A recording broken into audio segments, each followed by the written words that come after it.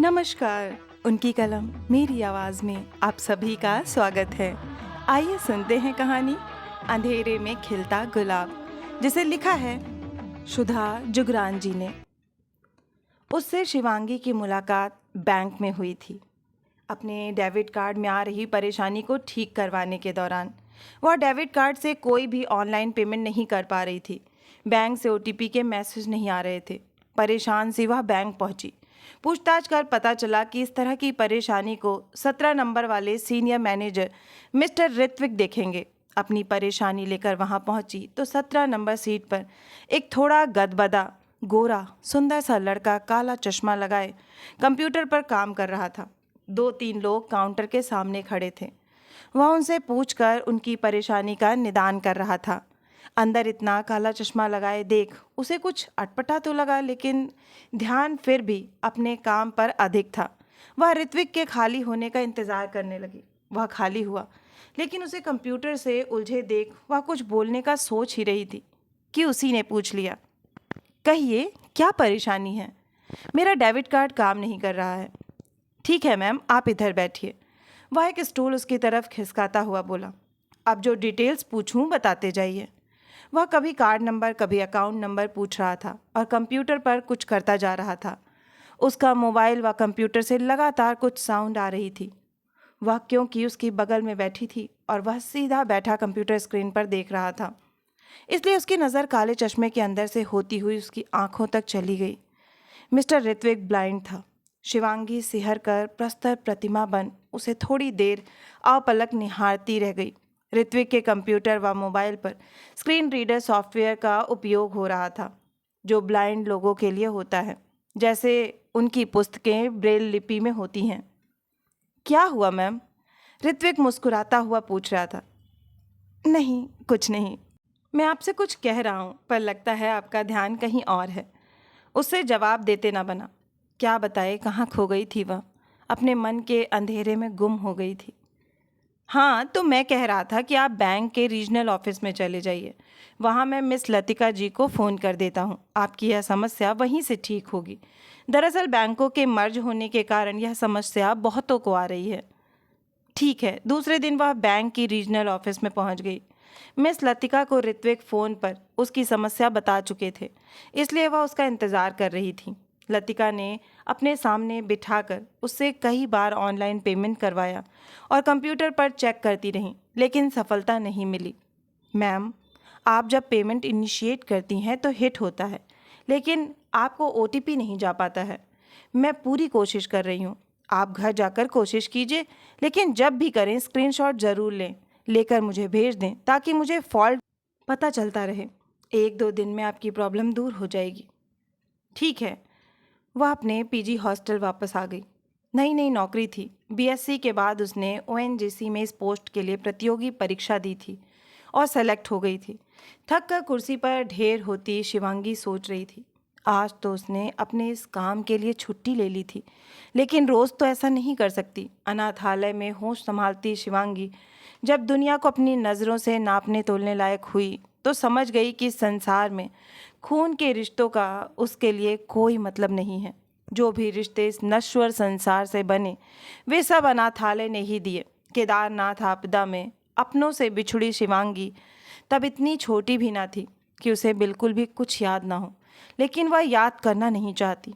अपनी आंखों के सामने उस गर्जन तर्जन में काल के गाल में समाते लुप्त होते अपने माता पिता व छोटे भाई को उसने अपनी आंखों से देखा था। उसे एक अनाथ उम्र देने के लिए ही शायद विधि ने उसे उम्र दराज की थी। उस भयानक आपदा के उन बचे हुए लोगों में जिनको लेने या ढूंढने कोई नहीं आया था, वह भी एक थी। उसके साथ उससे छोटी व बड़ी उम्र के लड़कियां व लड़के भी उस अनाथालय की संख्या बढ़ाने आ गए थे। आपदा से बचकर आए बच्चे अजीब सी मानसिक यंत्रणा में फंस गए थे। जो अधिक छोटे थे वे अपनों के लिए रोते, उसके जैसी उम्र वाले त्रासदी को याद कर डर से सिहर कर रोते। बहुत समय लगा था उस मंजर को भुलाने में। बस एक उसकी कुशाग्र बुद्धि को आपदा ना लील पाई, और जब उसने स्कूल में पढ़ना शुरू किया तो सभी उसकी बुद्धि की तीव्रता से दंग रह गए। उन्हीं दिनों एक सज्जन साल में 2 बार अनाथालय आते और कुछ धन दे जाते। उनका युवा बेटा कम उम्र में काल कलवित हो चुका था, जिसकी याद में वे अनाथालय के बच्चों पर अपना स्नेह इस रूप में लुटाते थे। उसी दौरान उन्होंने एक दिन अनाथालय के मैनेजर से अपनी यह इच्छा व्यक्त की कि वे एक अच्छे पढ़ने वाले बच्चे की शिक्षा की पूर्ण जिम्मेदारी उठाना चाहते हैं। विशेषकर अगर वह बेटी हो तो उन्हें अधिक खुशी होगी। मेरे बेटे के नाम पर किसी अनाथ बच्ची का जीवन संवर जाएगा। तब मैनेजर अंकल ने उन्हें शिवांगी का नाम सुझाया था। बहुत ही होनहार बच्ची है। केदारनाथ आपदा में अनाथ होने वाले बच्चों में वह भी थी। किसी अच्छे घर की बच्ची लगती है। बहुत ही संस्कारी व मेहनती बच्ची है। अगर आप उसकी शिक्षा की जिम्मा ले सकें तो मुझे व्यक्तिगत रूप से बहुत ही खुशी होगी। बस उसी दिन से शिवांगी तिवारी अंकल की मुंहबोली बेटी बन गई। तिवारी जी ने उसकी शिक्षा की ही नहीं अपितु सभी जरूरतों की जिम्मेदारी ले ली। लेकिन शिवांगी के भाग्य ने एक बार फिर उसे अंगूठा दिखा दिया। वह बीएससी फाइनल में थी कि तिवारी जी की हृदय गति रुकने से देहांत हो गया। अभी तक दूर से ही सही, लेकिन तिवारी जी की छत्र छाया का रक्षा कवच उसकी रक्षा अनाथालय के अंदर भी करता था। लेकिन अब युवा व खूबसूरत शिवांगी को बदलते माहौल का जायजा लेने में देर न लगी। उसने निश्चय कर लिया, बीएससी के बाद जैसे भी हो उसे नौकरी चाहिए, जिससे वह इस जगह से बाहर निकलकर आत्मनिर्भर बन सके। किस्मत से वह इस प्रतियोगी परीक्षा में सेलेक्ट होकर देहरादून आ गई और पीजी हॉस्टल में रहने लगी। उसे अभी नौकरी करते हुए मात्र 6 महीने ही हुए थे, लेकिन अचानक उसके डेबिट कार्ड के इस्तेमाल में परेशानी आने लगी और उसकी मुलाकात ऋत्विक से हो गई। कुर्सी पर लस्त पस्त लटकी शिवानी के जहन में इस समय ऋत्विक का मुस्कुराता हुआ चेहरा तैर रहा था। उसे कंप्यूटर पर काम करते देख कोई भी उसकी चश्मे के पीछे के अंधेरों के बारे में सोच भी नहीं सकता। उससे 3-4 लोग एक साथ बात कर रहे थे और वह सबकी आवाज़ों को अलग अलग पहचान रहा था। एकदम सहज बातचीत। लग ही नहीं रहा था कि वह सामने खड़े लोगों को अलग अलग नहीं देख पा रहा है। अद्भुत। अगर उसने खुद ही नहीं परखा होता तो उसे विश्वास नहीं होता। एकाएक उसे ऋत्विक के प्रति उत्सुकता जग गई। उसका दिल किया उसके बारे में जाने, उसके घर परिवार के बारे में, और यह भी कि वह अपनी दिनचर्या में आने वाली चुनौतियों को कैसे पूरा करता है। वह 1-2 दिन अपने डेबिट कार्ड को इस्तेमाल करने पर लगी रही और मिस लतिका से संपर्क बनाए रही। आखिर एक दिन उसके डेबिट कार्ड ने काम करना शुरू कर दिया। उसने चैन की सांस ली। फ़ोन पर लतिका जी को धन्यवाद कर वह लंच टाइम में ऋत्विक को धन्यवाद देने के बहाने मिलने चली गई। ऋत्विक अपने काम में व्यस्त था। पास जाकर उसने धीरे से हेलो कहा। सोचा देखें इतना बार बोलने से वह उसे पहचान पाता है या नहीं, लेकिन उसका हेलो सुनते ही निष्पाप सी मुस्कान उसके होठों पर बिखर गई। आइए मैम, आपका काम तो हो गया। लतिका जी का फ़ोन आ गया था। वह अचंभित सी उसे निहारती रह गईं। कैसी हैं आप?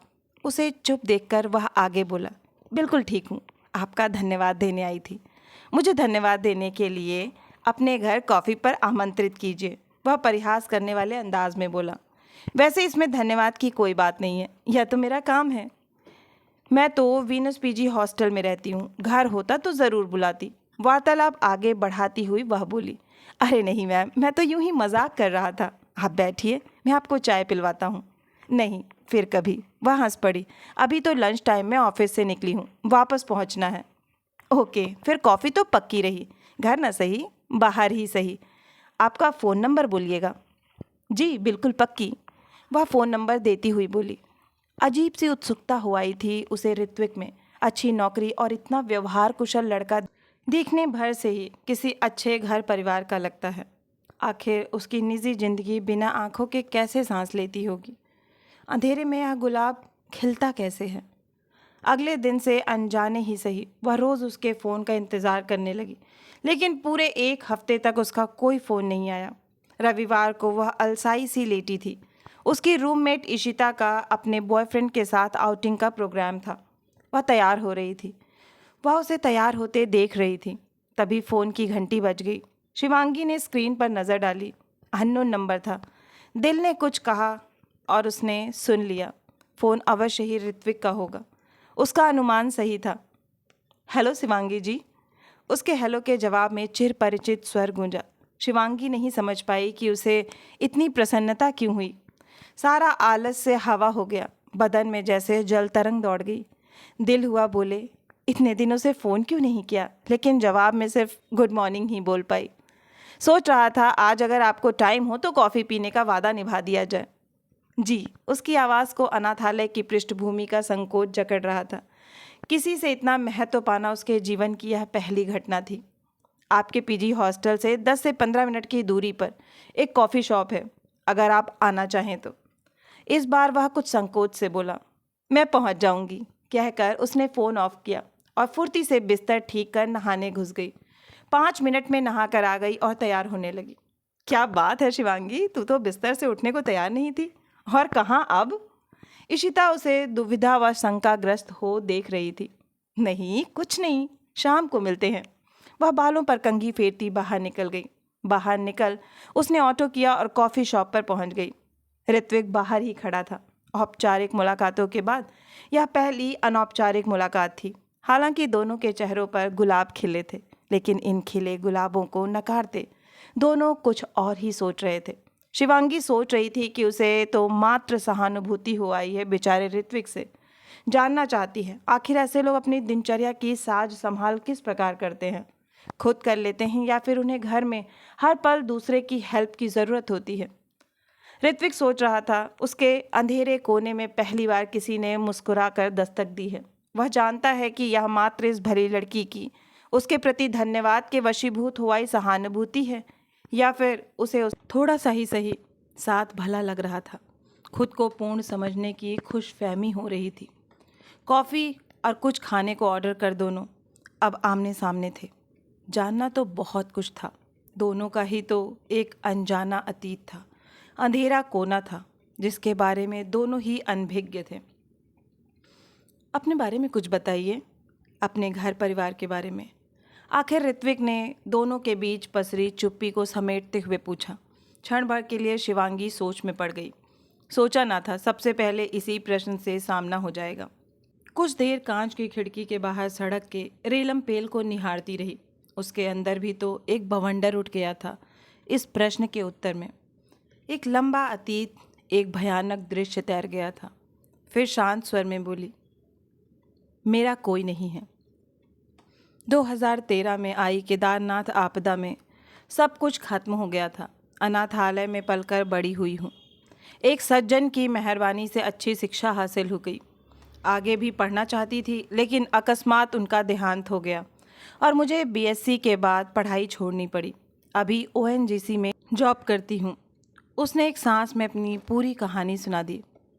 ओह, आई एम सॉरी, वह अफसोस के स्वर में बोला। किस बात के लिए? मुझे मालूम नहीं था आपके परिवार के बारे में। जवाब में वह चुप रही। कॉफ़ी आ गई। दोनों धीरे धीरे खाने पीने लगे। जानती हैं शिवांगी जी, मैं बचपन से ब्लाइंड नहीं था। संसार के समस्त रंग और खूबसूरती मैंने भी देखी थी।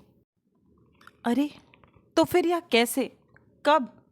शिवांगी कुछ दुख कुछ सहानुभूति से मायूस हो उसे निहारने लगी। मैं बहुत छोटा था, शायद 5 साल या इससे भी कम का। माँ कहती है एकाएक आँख में प्रॉब्लम होने लगी। कुछ किस्मत कहें या लापरवाही, शुरू में समझ नहीं आया, इसलिए इलाज में देरी हो गई। जब तक ध्यान दिया गया, आँख का कैंसर रेटिनोब्लास्टोमा एडवांस स्टेज में पहुंचकर दूसरी आँख को भी अपनी चपेट में ले चुका था। फिर जिंदगी बचाने के लिए आँखें ही निकलवानी पड़ी। सुनकर शिवांगी अंदर तक सिहर गई। वह इस पल ऋत्विक की ना देख पाने की घुटन को महसूस कर रही थी। उसी महसूस के फलस्वरूप वह पसीने से नहा गई थी। गुमसुम सी बैठी सोच रही थी, दुख ऋत्विक का बड़ा है या उसका, पता नहीं, पर वह कम से कम अपने आप में संपूर्ण तो है। उसका दुख समय के साथ कुछ तटस्थ हो चला है, लेकिन ऋत्विक के अंधेरे उसका पीछा कहाँ कभी छोड़ेंगे। क्या हुआ, आप एकदम खामोश हो गईं? उसकी आवाज़ में फिर पहले वाली स्निग्धता थी। नहीं, बस ऐसे ही कुछ सोच रही थी। मैं जानता हूँ आप क्या सोच रही हैं। क्या? वह आश्चर्य से बोली। यही कि मैं ना देख पाने के कारण कितना घुटन महसूस करता होऊंगा, है ना? वह हड़बड़ा गई। उसकी सोच कैसे उस मायावी ने पकड़ ली थी। दरअसल जब आंखें गईं, तब इतनी अकल नहीं थी, बस रोता रहता था। माँ बहलाती रहती थी, डॉक्टर दवाई दे रहा था, ऑपरेशन किया है, थोड़े दिनों में तू देखने लगेगा। पापा गोद में लेकर इधर उधर घुमाते और बहलाने के चक्कर में भूल कर कहते, देखो ऋत्विक, कितने सारे पक्षी उड़ रहे हैं। फिर याद आ जाता, फिर भूल जाते। देखो ऋत्विक, उधर देखो, बच्चे फुटबॉल खेल रहे हैं, या ऐसा ही कुछ। मैं छटपटा कर, मुझे कब दिखेगा पापा, कातर हो जाते। वे अनायास ही क्या कर बैठते हैं। आखिर अंधे बच्चे को कोई क्या दिखाकर बहलाए। पापा के अंदर यह दुख पलता रहा और एक दिन वे सुबह उठे ही नहीं। माँ आर्तनाद करती रह गईं, अंधेरे में डूबते उतरते बच्चे के साथ अकेले। जाने कैसे माँ ने ज़िंदगी के तब से अब तक के फासले तय किए, लेकिन उन्होंने मुझे कभी कुछ दिखाया नहीं, गलती से भी, बल्कि सुनाने लगी संगीत, कविताएं, महापुरुषों की कहानियाँ, और मैं उनमें डूबने लगा। माँ बहुत अच्छा गाती थी, मैं भी गाने लगा। माँ ने मेरे लिए संगीत सीखने की व्यवस्था कर दी। मैं कविता माँ को सुनाता और माँ उन्हें लिपिबद्ध कर देती, उन्हें सुधारती और बाल पत्रिकाओं में भेज देती। फिर मुझे बताती, मेरे गाने के वीडियो बनाकर सोशल मीडिया पर डालने लगी, श्रोताओं के कमेंट्स पढ़कर सुनाती। माँ की कोशिशों से ही मैं टीवी के एक फेमस गीत संगीत प्रोग्राम में टॉप 15 तक पहुँचा था। मैं ब्लाइंड स्कूल में पढ़ रहा था, पढ़ने में अच्छा था। मैं बड़ा होने लगा, कविताओं व गीत संगीत की धुन पर खुद की कमी भूलने लगा। आँखों के अंधेरों ने मन और इंद्री के दूसरे उजालों को प्रखर कर दिया और मैं बढ़ता चला गया। अपनी दिनचर्या के कामों में आत्मनिर्भर बनने के लिए माँ ने हमेशा मुझे प्रेरित किया। वे मेरा संबल बनी, शक्ति बनी, लेकिन सहारा बनकर मुझे कमज़ोर नहीं होने दिया। आज मेरे पास सब कुछ है शिवांगी जी, अच्छी नौकरी, घर, हर तरह से आत्मनिर्भर हूँ। लेकिन नहीं है तो बस एक साथी जो बिल्कुल अपना सा हो, सच्चा हो, जिसके पास मेरे लिए आदर हो, प्यार हो, दया या सहानुभूति न हो। बोलते बोलते ऋत्विक का स्वर हल्का सा भावुक हो गया था। माँ ने इस दिशा में कोशिश तो की ही होगी, समझकर वह संकोच से बोली, बहुत की और कर भी रही हैं, लेकिन अब मैंने उन्हें मना कर दिया है। क्यों? क्योंकि गए बीते लोगों से भी ऐसे सवाल सुनने को मिलते हैं कि आत्मसम्मान तार तार हो जाता है। जैसे खुद से नहा लेते हो, खुद से खा लेते हो। यह बोलते हुए ऋत्विक का स्वर स्पष्ट रूप से भर्रा गया था। शिवांगी सोच रही थी कि अगर वह इस समय चश्मों के पीछे के ऋत्विक के उन अंधेरों में उतर पाती तो अवश्य भीग जाती। वह उस भीषण बरसात वाली लगभग अंधेरे प्रचंड दिन को सोच रही थी, जिस दिन हजारों लोग देखते ही देखते काल के गाल में समा गए थे। उसके सामने उसकी माँ पहले बही, उन्हें संभालने के लिए पिता बढ़े और शिवांगी का हाथ उनके हाथ से छूट गया। वह एक बड़े पत्थर की ओट में किनारे पर अटक गई। छोटू तो दिखा भी नहीं, कहाँ गया? उसे भी कहाँ कुछ पता चला था। जब ठीक से होश में आई तो अनाथालय में खुद को पाया। उस दिन का मंजर जब भी आंखों के सामने घूमता है, वह जैसे होश खो देने वाली अवस्था में आ जाती है। वह उससे पहले का सब कुछ भूल चुकी है, कोई उसे ढूंढने भी नहीं आया था। चलें? ऋत्विक कह रहा था। आपका घर कितनी दूर है? अनायास ही वह पूछ बैठी। प्लीज़ अब यह मत कहिएगा कि मैं घर छोड़ आती हूँ। वह हंसता हुआ उठ खड़ा हुआ। बिल्कुल नहीं, मैं तो सोच रही थी कि अगर मेरे हॉस्टल से होते हुए आप घर जा पाते तो मुझे हॉस्टल छोड़ देते। वह भी खिलखिलाकर हंस पड़ी। एक बात कहूँ, बुरा तो नहीं मानेंगी? नहीं, आप बहुत खूबसूरत हैं। वह शर्मा सी गई। लेकिन यह मत कहिएगा कि मैंने कैसे देखा। जी, यह भी नहीं पूछूंगी, क्योंकि जहाँ सुंदर तन होता है वहाँ सुंदर मन हो या ना हो, लेकिन जहाँ सुंदर मन होता है वहाँ सुंदर तन अवश्य होता है। सुनकर वह अंदर तक भीग गई। ऐसा रुई के फाहे सा किसी ने पहली बार ही तो सराहा था। चलिए, आपको छोड़ता हुआ निकल जाऊंगा। कहते हुए ऋत्विक ने अपनी स्टिक निकाली तो चेयर पीछे करते हुए हाथ से नीचे फिसल गई। वह उठाने को झुकी। रहने दीजिए, मैं अपने आप को संभालना जानता हूँ। किंग कर्तव्य विमूढ़ सी वह खड़ी रह गई। ऋत्विक नीचे झुका, थोड़ा सा टटोल कर अपनी स्टिक उठा ली और चेयर पीछे खिसकाता बाहर चल दिया। वह पीछे चल दी। वह उस जगह पर खड़ा हो गया जहाँ पर ऑटो मिलने की संभावना थी। ऑटो, बस, कार, सबकी आवाज़ें बखूबी पहचान रहा था। आते हुए ऑटो की आवाज़ पहचान कर उसने रुकने का संकेत दे दिया।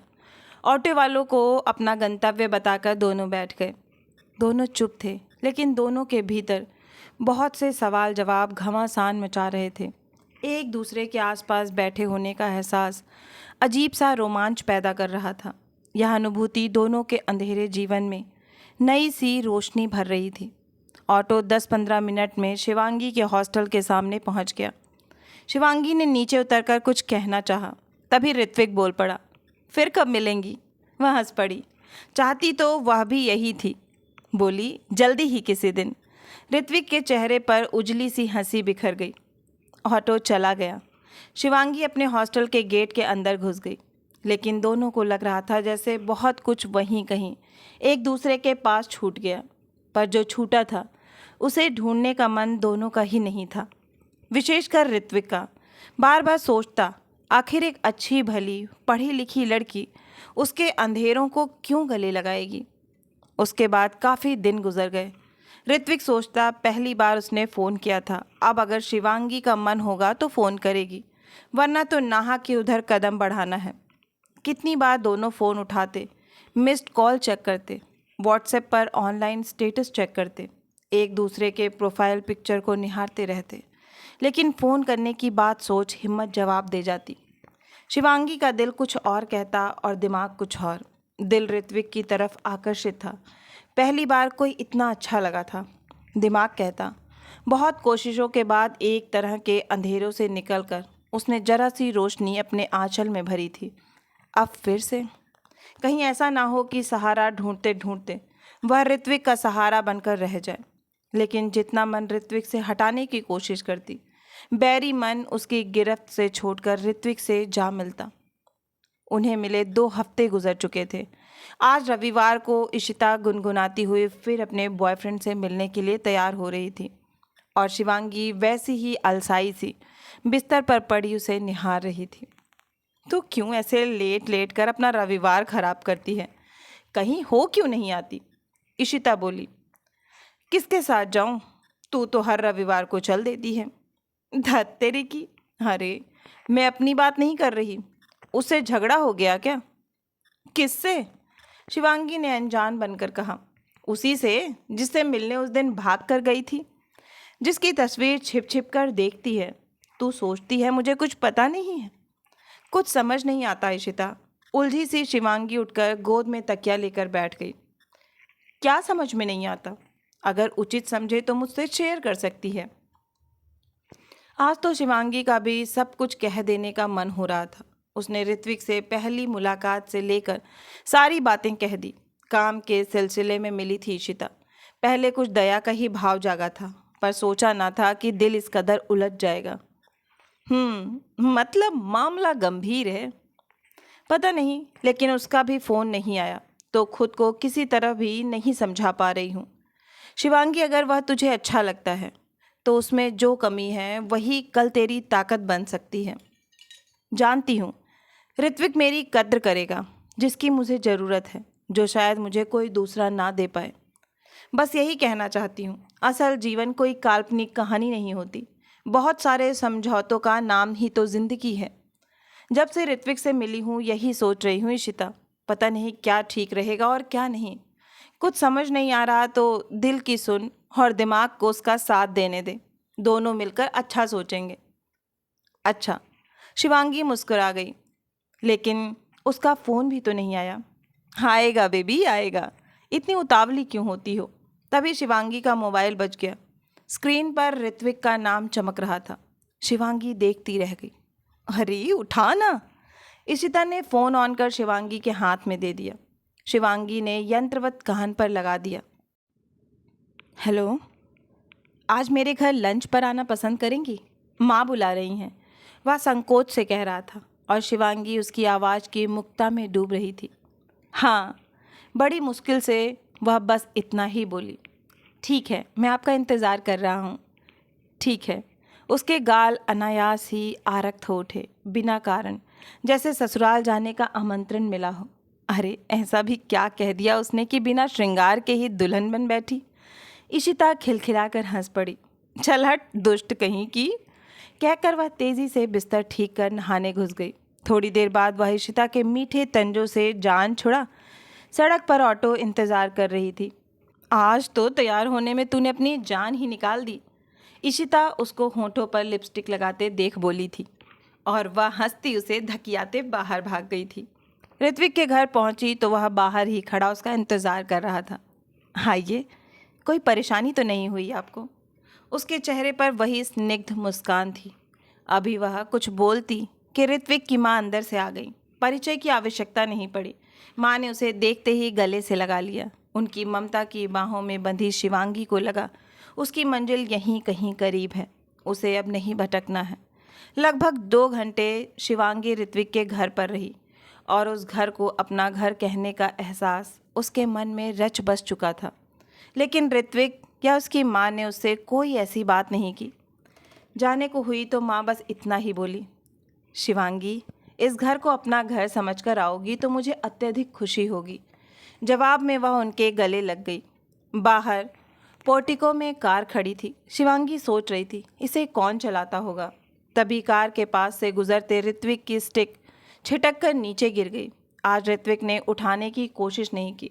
आखिर शिवांगी ने स्टिक उठाकर हाथ में दे दी। दिल तो करता है कहूँ कि मेरी स्टिक कई बार गिर जाती है, इसे उठाने के लिए आ जाइए हमेशा के लिए, लेकिन हिम्मत नहीं होती। यह कार अभी तक मेरी माँ चलाती है। चाहता हूँ कि आप इसके स्टीयरिंग पर बैठिए और मेरी ज़िंदगी व इस घर का स्टीयरिंग भी अपने हाथ में रखिए। हर कदम पर आपके साथ रहूँगा, कदम नहीं लड़खड़ाएंगे कभी। तो क्यों नहीं करते हिम्मत? कह दीजिए ना, मैं भी सुनना चाहती हूँ। बोलते हुए शिवांगी का स्वर हल्का सा भावुक हो गया था। ऋत्विक ने अपने दोनों हाथों से शिवांगी के दोनों हाथ कसकर पकड़ लिए। दोनों के गालों पर ढेर सारे गुलाब खिलखिला रहे थे। स्टिक उसके हाथ से फिर छूट गई थी, जिसे उठाने की कोशिश दोनों ने ही नहीं की थी। अभी आप सुन रहे थे कहानी अंधेरे में खिलता गुलाब। आशा है कि यह हृदय स्पर्शी कहानी आपको बहुत ही पसंद आई होगी। अगर कहानी पसंद आई है तो मुझे प्रोत्साहित करने के लिए एक लाइक करें, अपनों के साथ ज़्यादा से ज़्यादा शेयर करें। नीचे कमेंट बॉक्स में कमेंट करके बताएं कि आपको कहानी कैसी लगी। और अगर आप इस परिवार का हिस्सा बनना चाहते हैं तो इस चैनल से जुड़ें और इसे सब्सक्राइब करना ना भूलें। और हाँ, नोटिफिकेशन बेल ज़रूर दबाएं, जिससे आगे आने वाली हर कहानियाँ आपको समय पर मिलती रहें। फिर मिलती हूँ एक नई कहानी या कविता के साथ। तब तक के लिए आप सभी का कहानी सुनने के लिए बहुत बहुत धन्यवाद।